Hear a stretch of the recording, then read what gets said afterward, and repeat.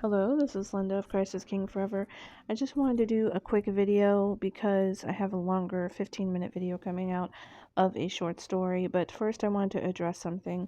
I've been seeing TikToks and stuff about people claiming there's a bit of a glitch occurring, meaning you're seeing what looks like deja vu, except it's not that you feel a sensation of I've been here before. It's a little bit more in your face, meaning you feel like time is skipping, or you're losing time, or there's things around you that are repeating daily.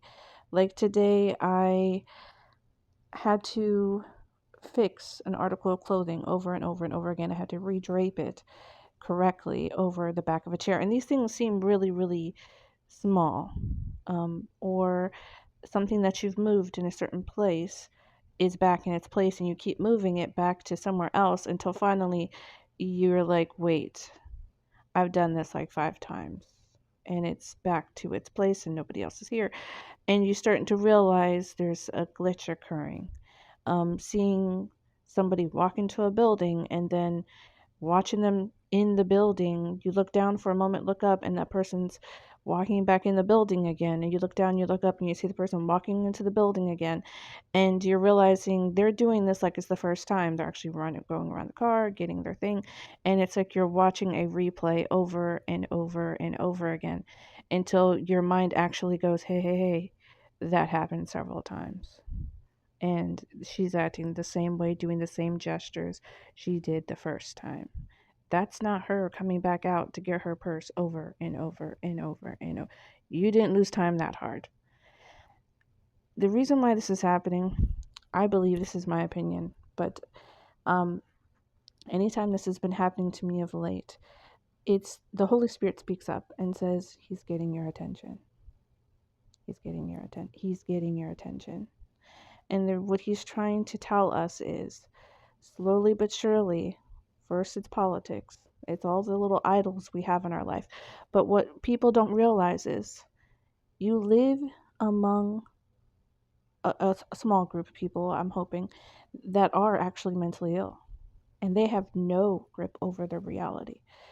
And sometimes it's humbling when God introduces you to a tiny slip in reality and he kind of lets you know that your ability to maintain your sanity, just like um, Nebuchadnezzar had that removed from him, and then he said, you know what, God, you are God, I am not. And then he was given back peace and he was no longer acting like a beast, eating the grass.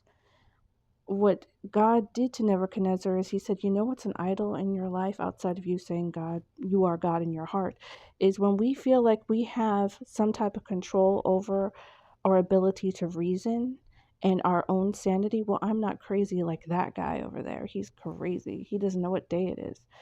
There's something that's pride in that. And he's like, and even if I took away your sanity, even if I made you question reality just a little bit, would you call upon me?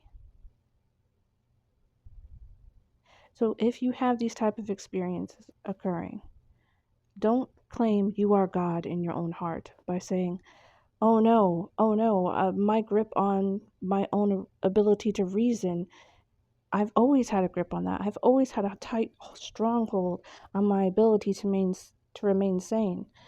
God can take that from you like that because he holds your sanity in the palm of his hand, and it 100% is an idol.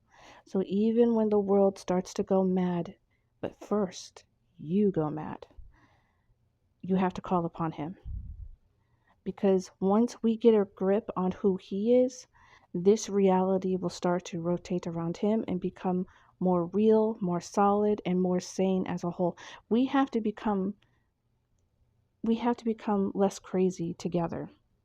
And less crazy together means not even over our ability to experience and perceive this place is in our control.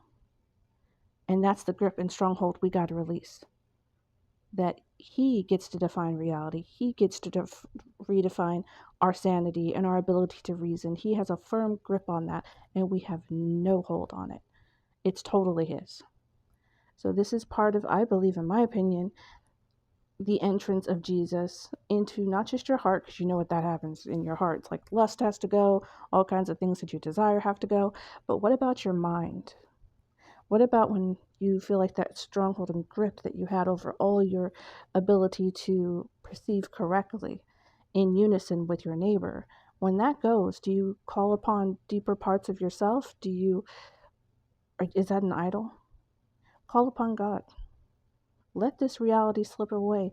Let all the reason and the perceptions that you had before, let Him have control over this dimension, over the reasoning, the perception that you had in your mind, these glitches.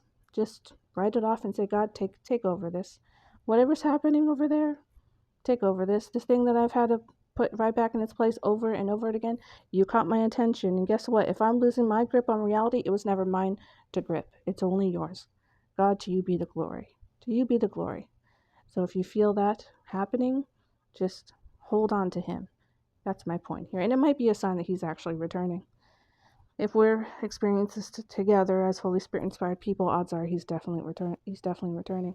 This is Linda of Christ is King Forever. May God be with you.